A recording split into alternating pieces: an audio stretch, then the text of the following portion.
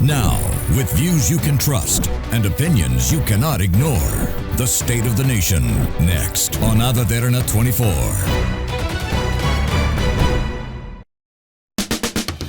The following program on Derana 24 is classified MA. It is intended for adults and may be unsuitable for children under 17.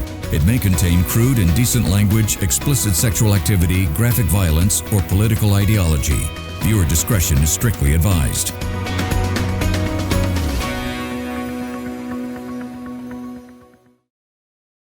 State of the Nation is an opinion-based program. The thoughts and opinions shared within this program are not intended to offend or disregard anyone's perspectives or beliefs.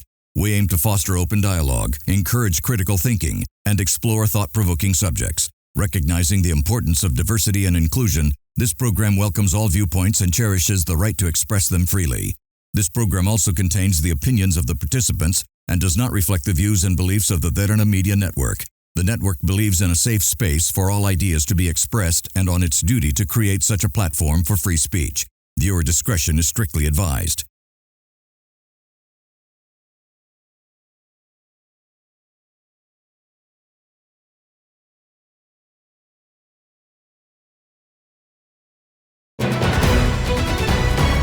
Good evening. A global crisis or just a passing crossroad? Trump taxes seems to create a bigger headache to Sri Lankans than expected. The government says that they are confident a good deal can be struck. But what's the backup plan? Currently, with a reduction of 14% of the taxes and 30% more to go along with the base tariff of 10%, it doesn't look like Sri Lankans will get a free pass to go scot-free. And on the other side, another headache for the nation. A grappling health crisis slowly raising its head in the form of chronic kidney disease. For insights, analysis and opinions, tonight we will hear views from the Prime Minister of Sri Lanka, Dr. Harini Amarasuriya.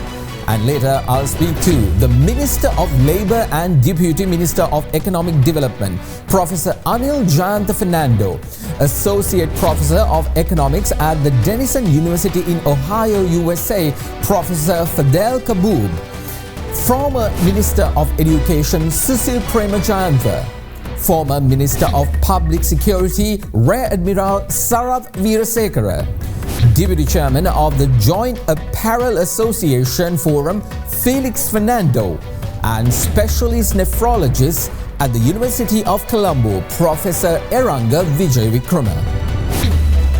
Good evening, I'm Mahieash Johnney, and this is the State of the Nation.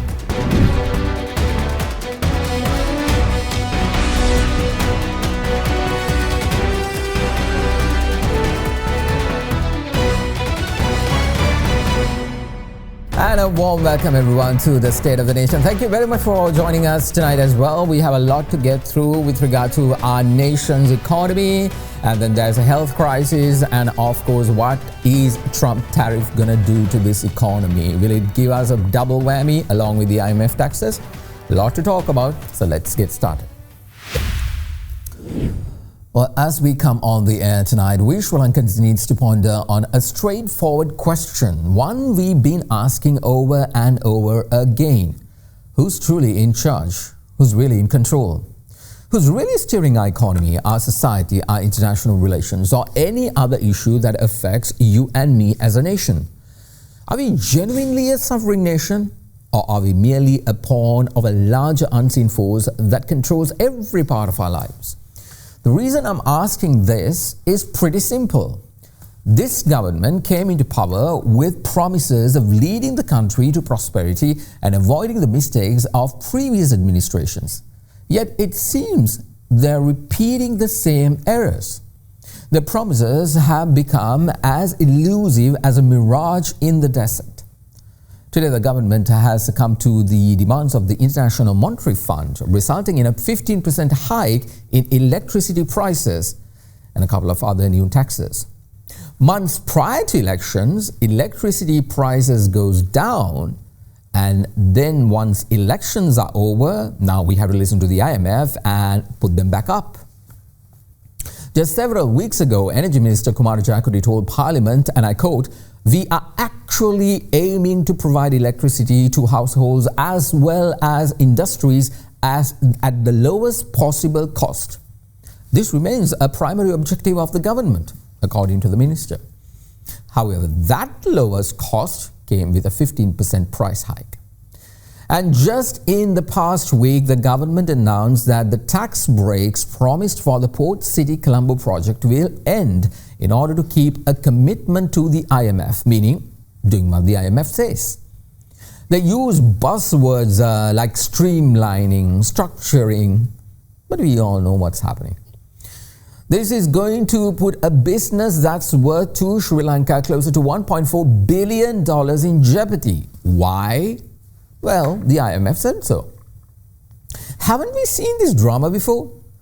The term deja vu comes to mind, which means we've seen this thesis before. Did their promises shift in just months, or is this yet another illusion crafted by the government similar to what many others have done in the past? Lowering prices before elections and promising the sun, the moon, the stars, and even the yet-to-be-found Planet 9, only to change their so-called primary objectives once again when they gain power. However, when I questioned about this from the Prime Minister and asked her, aren't you the same like every other administration prior? She said, they are so different from everyone else. Watch. I don't see how much more we can be different from the Wickremesinghe regime. Wickremesinghe was all about IMF. We are so much more. Wickremesinghe certainly didn't tackle corruption. Wickremesinghe certainly didn't tackle the governance issues. Wickremesinghe had frozen the public sector. We are strengthening the public sector while also making it more efficient. Wickremesinghe talked about digitalization and did sweet nothing about it. We are actually doing things about it. We've already started the digitalization process, and in 2-3 years we see that as one of the biggest pillars of impacts that our government will bring in. We've brought a sea change in the political culture, something that Wickremesinghe could never even dream of doing. So I don't see how much more different we can be from the Wickremesinghe government. If the government lacks control over our economy, our laws, our security, our energy, and our society, then my dear friend, who's really in charge? Even though the president said in his first speech, I'm not a magician, he somehow turned into one in just 10 months, making the changes he promised vanish into thin air. So I'll ask again, who's really in control? It's obviously not us. Or Derana.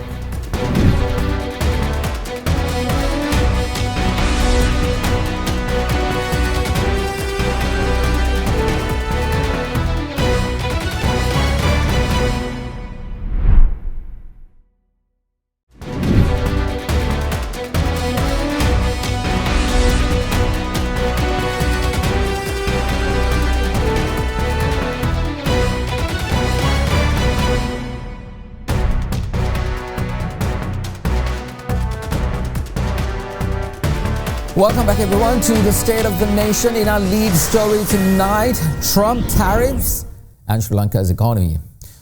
Well, currently the economy continues to dominate the conversation in Sri Lanka, from whether the vehicle importation could hamper reserves, Trump tariffs, to new taxes that are coming into play. Even the Asian Development Bank has revised downward its GDP growth forecast for Sri Lanka, primarily due to the effects of US tariff policies. The revised forecast detailed in the ADB's Asian Development Outlook July 2025 report comes as Sri Lanka's economy is facing times of uncertainty over the proposed reciprocal tariffs by US President Donald J. Trump. The ADB has revised the growth outlook for South Asia for 2025 from 6% to 5.9%, slightly changing that projection due to the impending Trump taxes. Now, last Friday, a virtual discussion was held between President Anrukumara Dissanayake and U.S. Trade Representative Jamieson Gray regarding the further reduction of trade tariffs imposed by the United States on Sri Lankan exports. The primary objective of the virtual meeting was to discuss the further reduction of proposed trade tariffs on Sri Lankan exports and to further strengthen trade and investor relations between the two nations. Now, the final outcome of the meeting, we are yet to know about that. The government has not made available any details other than that they had the discussion with the US representatives. Now, as of now, only 14% has come down from the initial 44% of tariffs, meaning that it stands at 30% at the moment, along with a base tax of 10%, meaning still we have to pay 40% of taxes to the United States. One of the biggest industries that will be affected from Trump tariffs is going to be the apparel sector. Currently, Sri Lanka is manufacturing products for international companies like Nike, Victoria's Secret, Tommy Hilfiger, Gap, Lululemon, and recently even Kim Kardashian's Skims. Let's get some reaction on this story, and joining me now is the Deputy Chairman of the Joint Apparel Association Forum, Felix Fernando. Mr. Fernando, thank you very much for joining us. Now, the government says nothing to worry, we will be safe. Is that the same you are hearing from your buyers and clients in Northern America? Yes, Mahieash, that's a very interesting and important question. Government is confidently telling, yes, not to worry. So that's their opinion. However, and we wish also that what government says is true. But when we talk to our buyers in North America, that's not what we are basically hearing. They are very serious along with them. So we have to be serious also. See, although I think it's true to say that Sri Lanka has over the years built a very good reputation, being a very good apparel manufacturer and apparel supplier to the global apparel and fashion market. That's true, there's no question about it, and we were amongst one of the best ever producers in the world.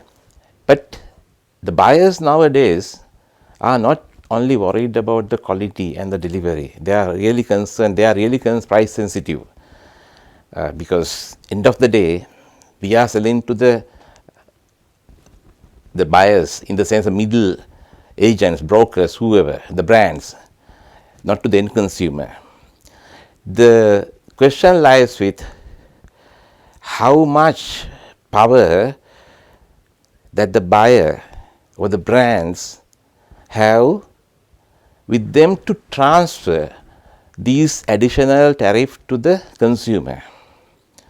So what will happen if they are unable to transfer this to the consumer?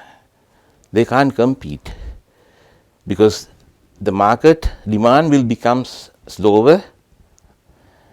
So that's why most of these buyers, and we are not the only destination that the buyers can source in this case. There are several other countries already they are getting much lesser tariffs, starting with India nearby 26%, Vietnam 20%, Indonesia 19%, and we just heard even the Philippines now they have got 19%.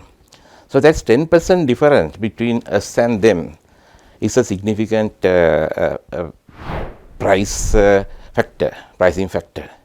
So although the government says the answer is no, they are worried, we are worried, and I'm sure that we need to find some solution sooner. Mr. Fernando, in an instant where President Trump doesn't budge, and if he implements the full 44% tariff for exports from Sri Lanka, but with the reduction, let's say 30%, even in a scenario like that, what does that mean to your business? Yes, Mahieash. Yeah, first of all, we have to thank the government for at least, having negotiations to bring down from 44 to 30%. But I would say that's not sufficient for us, It's not going to help us a lot because, like I explained in the previous answer, the neighboring countries, India, and maybe the other competitive countries like Indonesia and Vietnam, while operating at 19% and 20% tariff. So they will have a big competitive advantage. There is this chance for the buyers to source from them, and maybe some of the buyers to abandon Sri Lanka as their destination, sourcing destination. So what's that means? That means, you know, it's going to have a big impact on thousands of lives in Sri Lanka. You know that about 40% of our apparel exports goes to US market. So it's not easy to replace US with some other territory or some other countries. In the short to medium term, we can expect a lot of job losses, lot of some even small medium closure of factories. So that's where I think we are worried a lot, and we are working even with the government and some other policy makers to pursue them to further negotiate this one, at least to be on par with such countries like Indonesia, Vietnam. India is at 26%, but I think that won't be enough for us, because India are not competing with us in most of the product categories we export to USA. So if someone says that if we can achieve at least 26% tariff reduction, up to 26%, I don't think that's going to help us a lot, because more of our products are done, like if you look at the beachwear, etc., it's Indonesia, some of the other lingerie products, the Vietnam does. So I think we need to some or other ensure that we'll reach this level before 1st of August. If not, like I mentioned, we can expect a lot of chaos, not only in the apparel industry, but in the economy. Absolutely. Well, thank you very much. We have to leave it at that. That was the Deputy Chairman of the Joint Apparel Association Forum, Felix Fernando. Appreciate it. Well, the government says that this is a global issue and that most countries around the world will be affected. When I sat down with Prime Minister Dr. Harini Amarasuriya recently, she said that Sri Lanka cannot be competing with regional countries and provide cheaper goods in order to cater to the world markets, but must be tactful in attracting buyers. Watch. Negotiations are still going on, and we are hopeful that we will get a further reduction. But given the global uncertainty, and also given the fact that many of our competitors are actually struggling with even a higher tariff than what we've been slapped with, I think what we are also focusing on doing is looking at new partners, new trading partners, new trade agreements. What we are also focusing on doing is making sure that we are competitive, making sure that we have an edge when it comes to our products. So for the apparel industry, I think again we have to make sure that our products are good enough and are desirable enough that we can compete well, right? So it's all of those factors that have to be taken into account. It's also a constantly, the goalpost keeps shifting, right? Well, that was the Prime Minister of Sri Lanka, Dr. Harini Amarasuriya, on Trump taxes. Let's get more on this. And joining me now is the Minister of Labour and Deputy Minister for Economic Development, Professor Anil Jayantha Fernando. Thank you very much, Minister, for being here. Good to talk to you after a very long time. Now, many things have happened since we had our last conversation.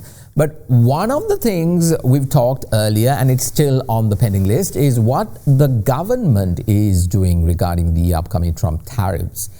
The deadline seems to be moving here and there, and now it seems to have settled at 1st of August, and thus far we managed to get rid of only 14% of the original 44% of taxes, meaning that we still have to pay 30% of tax for the goods entering the US market. Where are we in terms of those conversations that you have promised us? Thank you, Mahieash. It's like this.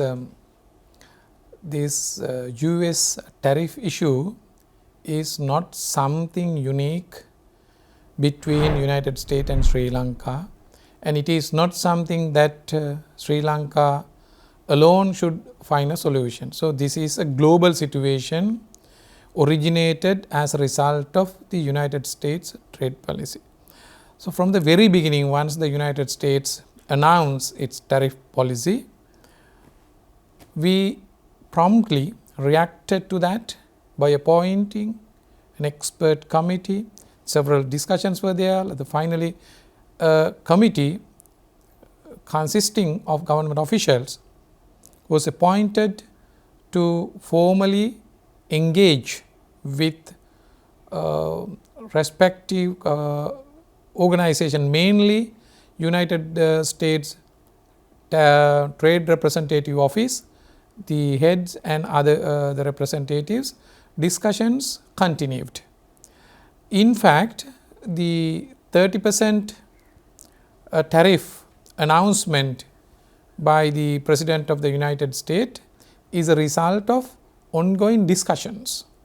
That is a great achievement, and it is a demonstration, a showcase of our diplomacy, and that has been announced as of now. That policy to be effective from 1st August. Until then, now the letter offers us to expedite the things in the trade agreements and reach to bilateral trade agreement. So, we are in the process of doing this thing continuously, so that I can tell you specifically, we have never given up the idea of bringing the tariff rates down by having a more transparent and the pragmatic solution through democratic dialogues with them. So, that is happening. Even last week we had a discussion with them, and this week also, tomorrow also we are going to have another discussion, and we will see how best it will continue, because this is something that we have to discuss between two countries in relation to trade, the gap issue or international trade. Then our objective is to look at the ways and means of bringing it down. So, what I can say, things are positively progressing, and we are highly hopeful that we would be able to bring it down. We will see how it progresses. Minister, in a scenario you fail to secure a better deal, what's the backup plan? Our exporters are saying that we will lose the US market, which is our biggest exporter, as buyers there don't want to absorb the taxes, and nor can our exporters pay them. As of now, our discussions are continuing with the hope that it would be successful. So, because the first, if you start the discussion thinking that that would really fail and we will not be able to successful, of course, our discussion would also derail and divert to unnecessary direction. So, therefore, our objective is to strike the better deal, in the sense to reduce the tariff rate to a level where our exporters will be able to easily compete with our competitors, and on the other hand,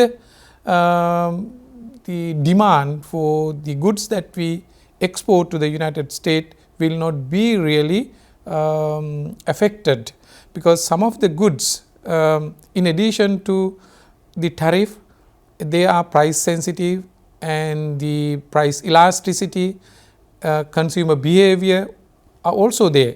On the one hand, we need to discuss about the tariff and how that is reflected in the export prices, but on the other hand, the other countries also, even the United States also, will have to think of how this would reflect in the consumer behavior as well. So, it is not that I mean, like if you say if this would not be successful, and we assume that no, everything would be finished, I think that is not a good strategy, or that is not a good way of governing, because at any point in time, at any situation, we have other options as well. But as of now, since these are the existing exports and already identified and established markets, and the United States is a place where we export our export maybe roughly 25% of our total exports. So, therefore, in an established market, so our strategy is to maintain that established market, because we should not forget the fact that so country is reviving gradually, because from a situation where the entire situation had been collapsed. So, then the economy has been stabilized. When we are taking off from a stabilized situation, the best strategy is to maintain the existing market while looking for the opportunities to diversify the export markets in the future. Indeed, Minister, finally, before I let you go, another round of reviews are occurring by the IMF regarding their disbursement of the loan prior to coming to power. One of the biggest slogans your government used was "Don't take loans," because that increases the debt portfolio. But here we are, this government taking loans after loans and accepting any kind of loans from any entity, country or organization. Now, how does that logic work, Minister? Are we going to be in the same square one position if your government too continues to take loans after loans? Yes, Mahieash, I think that question has to be in a way corrected or just reinterpreted. We have never ever said that we should not borrow. Actually, borrowing is one of the good leverages for a country to find required finance for its development. So, nothing wrong with borrowing. What we criticize, even now, we maintain the stance that if you borrow money and use it for unproductive projects or channels, or if you borrow money and waste. In Sri Lankan history, both of these happened. You borrowed and wasted that money. Some money you borrowed and utilized in an unproductive. So, in addition to corruption and other things. So, what we iterated and maintained was that, not that a country should borrow. Actually, borrowing is one of the leverages of financing. We are for that. Therefore, we are ready to borrow as and when required, channel them into productive investments and generate more and more value. Then the value is created, out of which the benefits we can simply and easily serve this debt. So, that is the way and our strategy regarding borrowing. However, it is especially in a situation where we are working with a program, because this IMF program, extended fund facility program, is not something that suddenly came in. It is a result of our bad management, wrong governance and wrong policies. So many things we know and what not the previous governments did to the country. So, ultimately the country was brought up to a level where it could not further proceed. So, finally unilaterally it declared bankruptcy, so that it happened to go for a bailout, request funds under the EFF from IMF. So, in such a situation, then even the increase in debt has to be done carefully. Now, we are exploring the opportunities of how best we could borrow, because as of now the situation has been stabilized and new investment will come. Therefore, we encourage for more foreign direct investment and local investment to come in and acquire this space. And again, we take all the measures to expand our export through, as earlier mentioned, the diversification, and we further take measures to expand the opportunities in the tourism sector, because if you come out with modern tourism that gives more engagement for tourists. Sri Lanka is a paradise, one of the best destination. Then we need to make use these opportunities, and on the other hand, Sri Lankan expatriates also can contribute to this journey, so that situations are happening like this, and we can hopefully look at this situation. At the end, the investment would be a key variable to take the country out of this particular crisis situation. All right, if you say so, Minister. Well, that was the Minister of Labour and Deputy Minister of Economic Development, Professor Anil Jayantha Fernando. Appreciate it as always, sir. Well, we're going to take a short break, and when we return, more on the economy, and I'll speak to the Associate Professor of Economics at the Denison University in Ohio in the US of A, Professor Fadhel Kaboub, on what Sri Lanka needs to do in fixing its economy, meaning should they continue to listen to organizations like the IMF.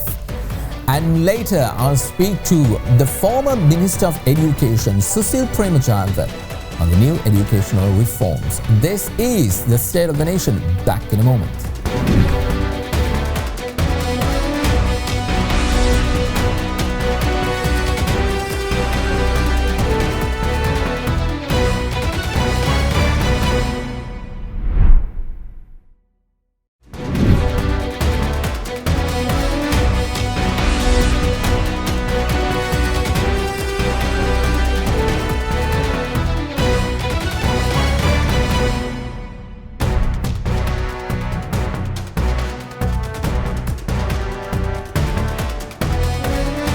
Welcome back, everyone, to the State of the Nation. Now, one of the biggest accusations by the opposition and many and now in the private sector is that the government's continuation to listen to one-note organizations like the IMF, whose clear goal is to implement measures that takes care of their creditors and not so much the people whose country's economy that has gone amiss. Now, even recently, the government is set to end tax breaks for port city Colombo projects being implemented by a Chinese state-run firm as part of commitments under the IMF bailout package, a move expected to hit the viability of a $1.4 billion venture. So, do what the IMF says. If not, they'll destroy everything, is basically the wording from that end. But if you do as they tell you, then they'll sing praises of us, saying the economy is doing well and everything is making progress better than expected.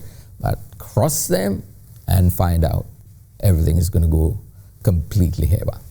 However, on the ground, you and me, the common man, is yet to feel any relief on that front. Fuel prices still remain high despite promises of bringing them down after slashing taxes. Electricity prices obviously got a bump. A newly introduced digital tax is in place, property tax, talk about many new taxes. And all of them are in full swing, as if we still are living in the times of the Yahapalne government. So IMF indicators are showing that our nation's economy is doing well. To whom is it doing well? Is it to the selected few or to the masses at large? Let's get some perspective on this matter, and joining me now is the Associate Professor of Economics from Denison University in the United States, Professor Fadhel Kaboub, who's currently, I think he's in Germany.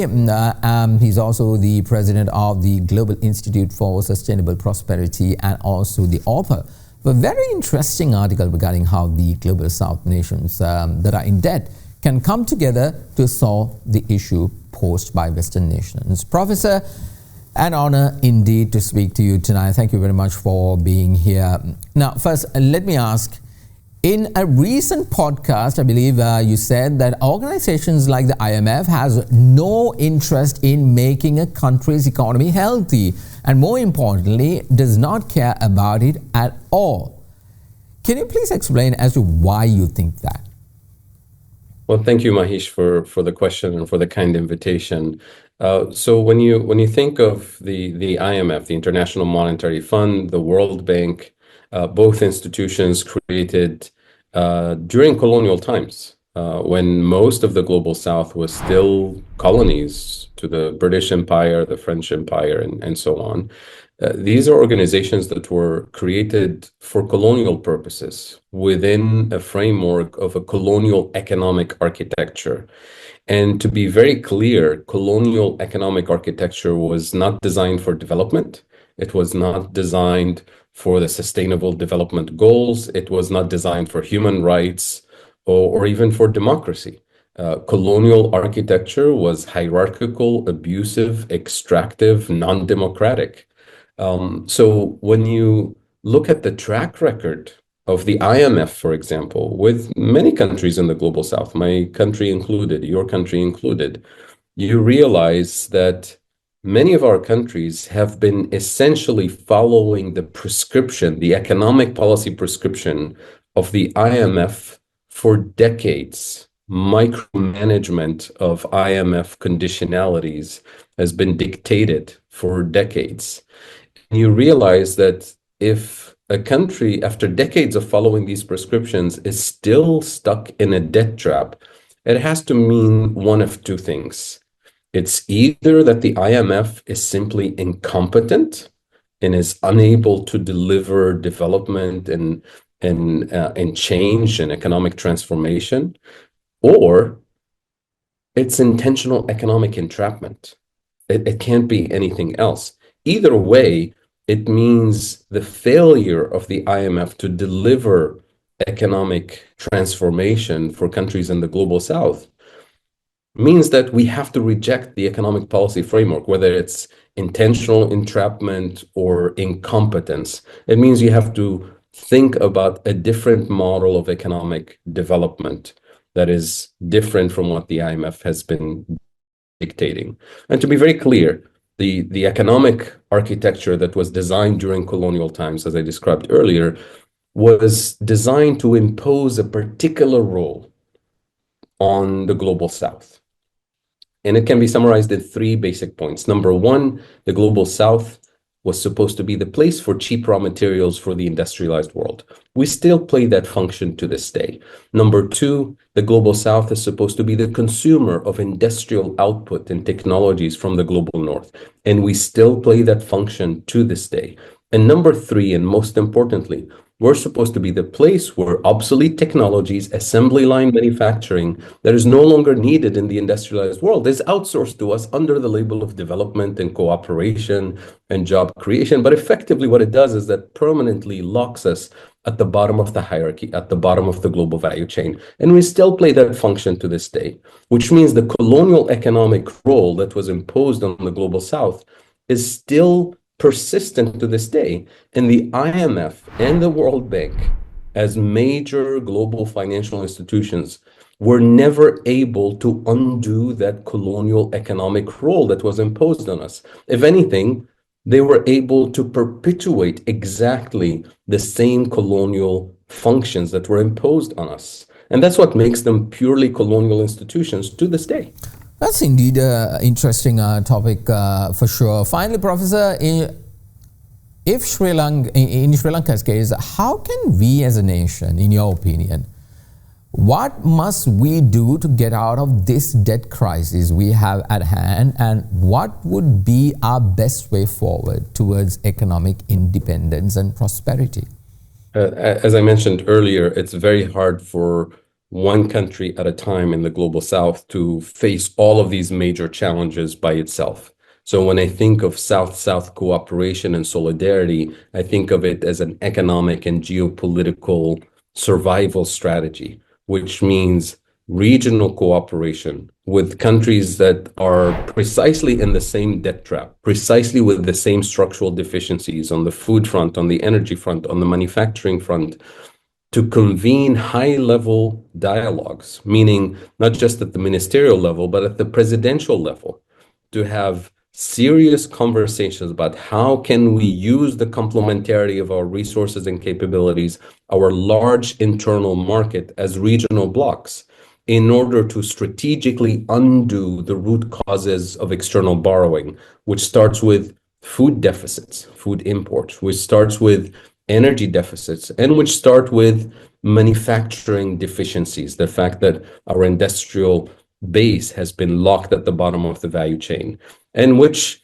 allow regional blocs to use their collective economic weight and collective geopolitical weight to negotiate better terms in terms of transfer of technology, in terms of joint ventures with countries that have the technological capabilities to share in kind in order to create win-win scenarios for the economies of the global south. And that is really the prerequisite for economic transformation. But if countries try to go it alone, I'm afraid that all of these policies will fail, because you don't have the economic prerequisites as small nations to undo the economic architecture that was imposed on the global south, that continues to be enforced, whether it's the global financial architecture, whether it's the rules of international trade and investment, meaning the WTO rules, or whether it's the rules of international taxation, which for the longest time was in the hands of the OECD, but now, thanks to the recent UN vote from a year and a half ago, now we're finally decolonizing international taxation and putting it in the UN system with one country, one vote. So there's hope for progress in terms of undoing the economic architecture of the colonial era, but there is much more work that needs to be done, and no country alone can undo that architecture. It has to be massive South-South cooperation to undo these structural traps. Absolutely. Well, Professor Kaboub, it's been an honor speaking to you, and I hope to talk to you soon with a bit in length on your proposals, how Sri Lanka can actually come out of this crisis that we actually have made it by ourselves. Sincere appreciation and gratitude for your time. Thank you very much. Let's take a short commercial break, and when we return, teaching history in schools and the whole noise about what's going on. I'll speak to the former Minister of Education, Susie Premajayantha, and later, former Minister of Public Security, Rear Admiral Sarath Weerasekara, will be here to give his thoughts about the current issues pertaining to national security. This is the State of the Nation. Back in a moment.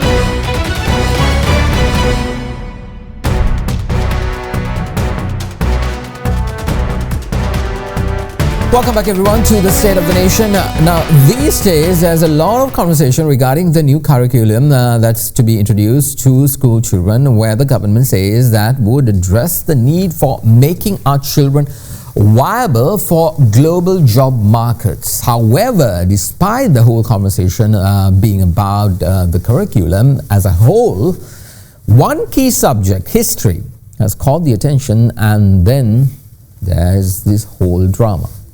The opposition says that history must be included in the new curriculum, and I posed that question to the Minister of Education, Prime Minister Dr. Harini Amarasuriya. Watch. History is not just about memorizing dates and facts and names of kings. It's much more than that. And that's the kind of history we want to bring into this curriculum. So what we have done is it's compulsory up to grade 9. After that, in our new system, a student will be directed towards different streams that where he or she may be able to find their own pathway. And there are several streams that we are introducing: humanities and social sciences, STEM, management and entrepreneurship, technology, and skills. Right? We've made history compulsory for all of those streams. So even if you are doing STEM subjects, you will still have to learn history, and you will still have to learn music, drama, or some kind of aesthetic subject as well. So according to her, the government is making history compulsory in the new curriculum. Shouldn't this put an end to the drama surrounding this topic? Apparently not. Even the Mahasangha recently chimed in saying that history cannot be an optional subject but a compulsory one, which I certainly agree with. A nation that doesn't understand where it came from doesn't know where it's going for sure. Let's get some reactions on this, and joining me now is the former Minister of Education and Higher Education, Susie Premajayantha. Thank you very much, sir, for being here. Appreciate it. Now, the biggest conversation on the matter, more than the reforms itself, is the subject history being a non-compulsory subject for higher grade students. But the Prime Minister herself said that it's a compulsory subject, despite you are selecting an expertise field after grade 9. You still have to do history as a compulsory subject. So what are your thoughts on that? No, of course, when we discuss about the subject categorization during my period as the Minister of Education, we discuss that there are 6 compulsory subjects. Now I think according to sources, of course, now this has been reduced to 5. Then automatically. So you have to give priority to the first language, second language, the maths, science and religion. So then the history subject left out. When we discuss this, of course, we limit 6 compulsory subjects. Then of course history is included in compulsory 6 subjects. So these are matters, of course, you can discuss with the educationists, university academics, trade unions and all the stakeholders. But in the meantime, you have to prepare for the holistic approach to the education transformation. You can't take one sector in isolation. This is a holistic approach, and you know, this is we are dealing with 4.3 million young student population in the country and their parents, then the higher education sector, vocational training sector, like that, of course. But education transformation is a must. You can't further delay the process.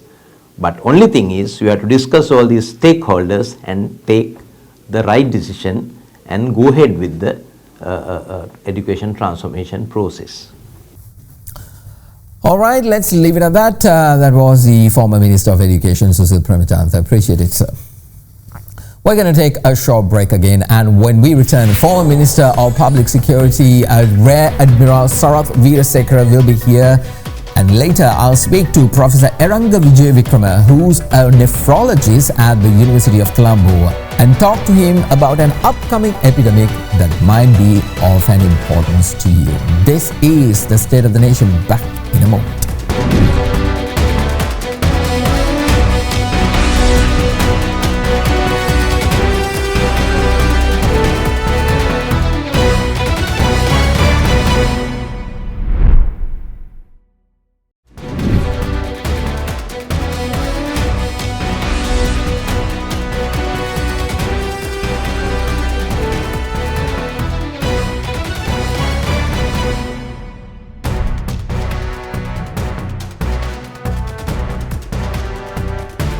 Welcome back everyone to the State of the Nation. Now the amount of shooting incidents in Sri Lanka has alarmingly gone up. We now see underworld gangs fighting it out in broad daylight, putting public security at risk. The government says that this is a trend that has been there for the past few years, but the Deputy Minister of Public Security told Parliament on the 9th of May that shooting incidents have been reported over the past 7 months. According to the minister, has risen to 52 individuals have lost their lives in these shootings, which occurred between 21st of September of last year up until May 8th of this year. Now, when I posed this issue to the Prime Minister, she reiterated that the government is in control of public security and taking measures to curtail the spike of violence. Let's get some reactions on this, and joining me now is the former Minister of Public Security, Rear Admiral Sarath Weerasekara. Thank you very much, sir, for joining me tonight. Appreciate it. Now, the spate of violence that has grappled this nation seems to be stemming from underworld gangs that are infighting. However, in the recent times, sir, these killings have increased, and somehow now it's happening on broad daylight. Don't you think this is a dangerous premise? And do you think that the government can take control of the situation, and our government forces especially should override them and bring them to justice?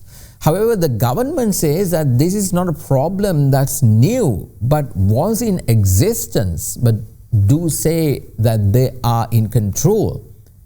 Do you agree with that statement? Well, Mahieash, thank you very much for the question.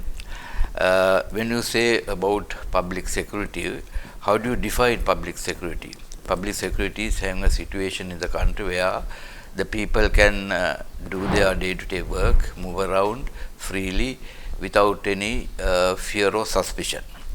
And for that, the law and order has to be prevailed, and detecting and preventing crime and protecting the people from harm.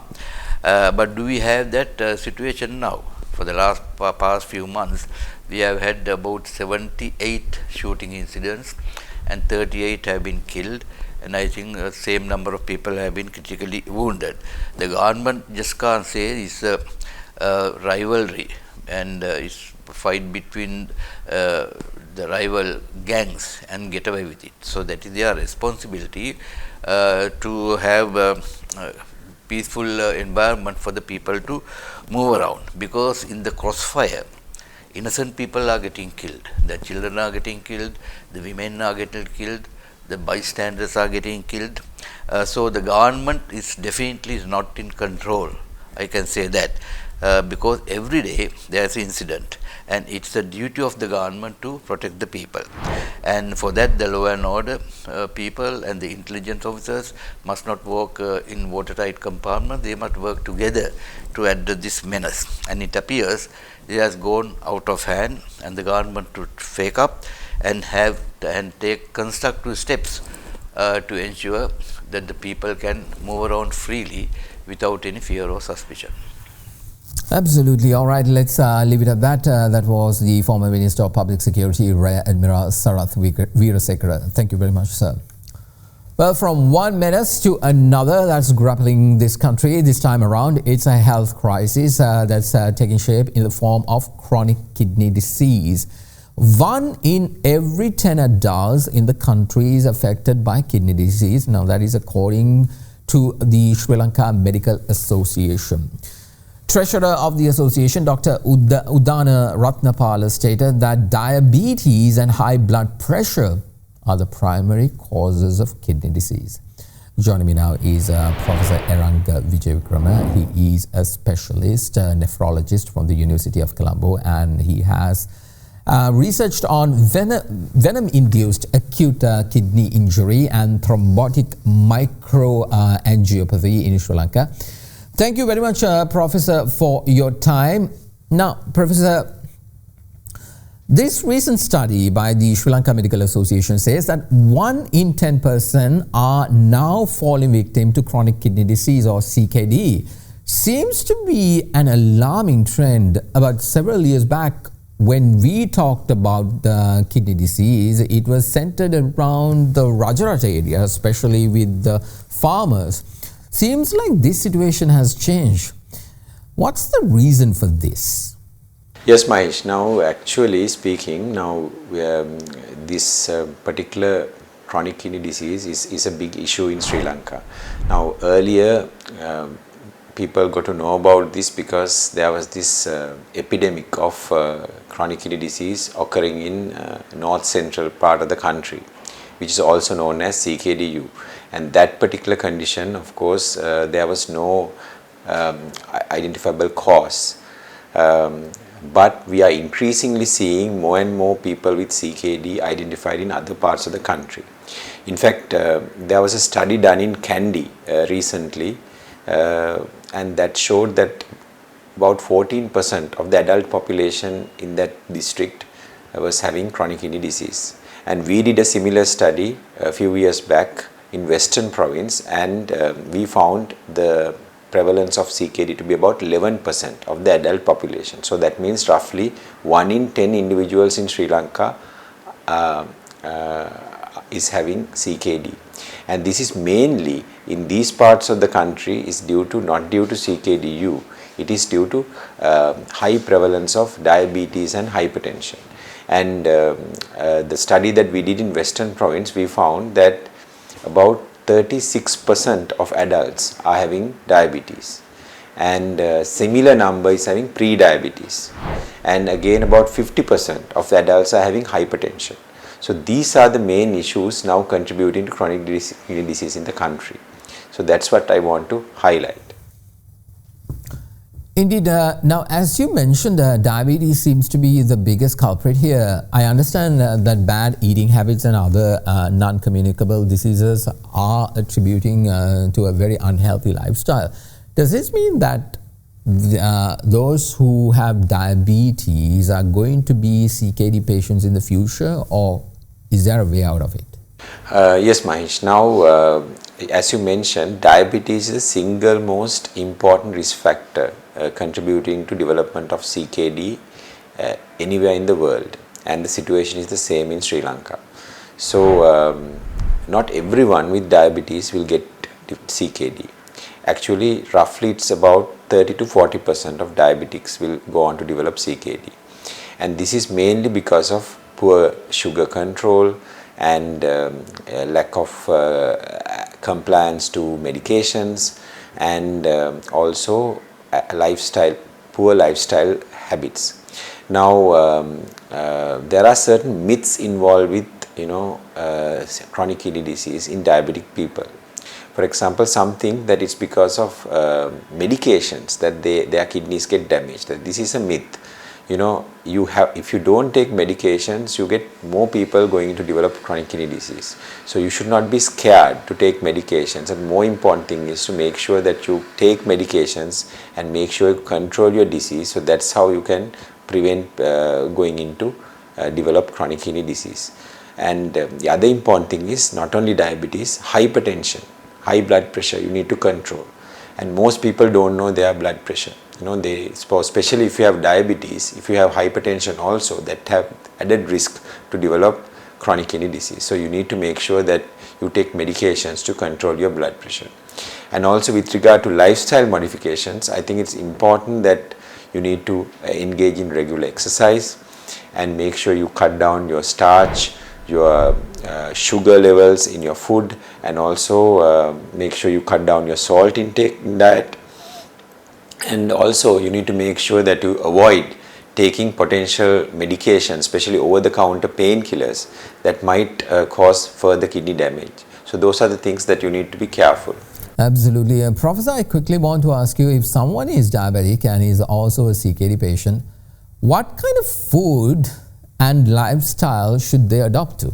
Yeah, so yes, Mahieash, as I mentioned previously, the most important thing is you need to cut down the sugar content in your diet, also starch content in your diet, and also make sure you cut down the salt intake. And as far as the lifestyle modifications are concerned, mainly it's physical exercise. You need to cut down your weight, bring down your weight, and also make sure you do not engage in smoking and excessive alcohol consumption. And those are also important things that you need to adhere to. And also, as I mentioned, in addition to these lifestyle modifications, you have to make sure that you take medications according to the instructions of the doctors. You should not be scared to take these medications, because without those you will develop your kidney disease quicker than otherwise. And also, as I mentioned earlier, you need to make sure that you don't take these over-the-counter painkillers, which might, if you take for a longer time, which can cause kidney damage. So these are the things that you need to kind of adhere to in order to reduce developing chronic kidney disease. And also, I would like to highlight, anybody with diabetes, as I mentioned, they are at a higher risk of developing chronic kidney disease. So the only way to identify whether somebody has got chronic kidney disease is by doing a simple blood test called serum creatinine, and also a urine test called urine microalbumin. So otherwise you will never feel whether you have got kidney disease or not. So I would like to encourage individuals with diabetes or hypertension to at least once a year to go and check their urine and blood to see whether they have got kidney disease. All right, let's leave it at that. That was Professor Eranga Wijewickrama, a senior lecturer in the Department of Clinical Medical Faculty of Medicine at the University of Colombo. Thank you very much, Professor. Really appreciate it. Well, take the advice of the good doctor. Just do the blood test in case you are diabetic, just to stay safe. Well, that'll do from all of us for this edition of State of the Nation. Thank you very much for watching. Send us your comments and feedback to feedback8024english@derana.lk or WhatsApp us your feedback on 076-805-7933. We'll be back next week with views you can trust, and opinions you cannot ignore. Thank you very much for watching. I'm Mahieash Johnney. Have a good night. Lord, I'm longing for your ways. I'm waiting for the day when I am a soul on fire. Till I am a soul on fire. Lord, let me burn for you again. Let me return to you again. And Lord, let me burn for you again. And let me return to you again. God, I'm running for your heart. I'm running for your heart. Till I am a soul on fire. Lord, I'm longing for your way. I'm waiting for the day